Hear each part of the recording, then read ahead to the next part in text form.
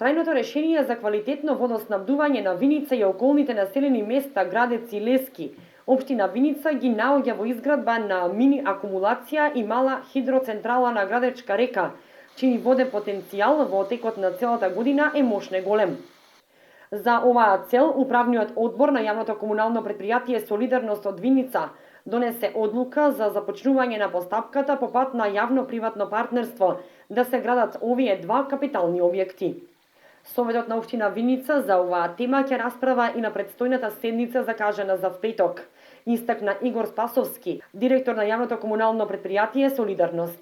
Согласно проектната документација која општина Виница веќе ја подготви, приватниот инвеститор ќе треба да изгради цевковод во должина од 3450 метри, со што остатокот од водата од главниот цевковод ќе го транспортира до мала хидроелектрична централа Виница, додека со пластичен цевковод во должина од 90 метри ќе ја враќа водата во Градечка река.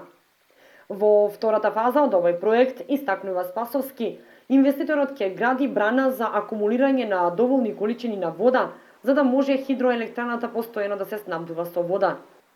Бенефитот од оваа инвестиција за жителите од општина Виница ќе биде голем.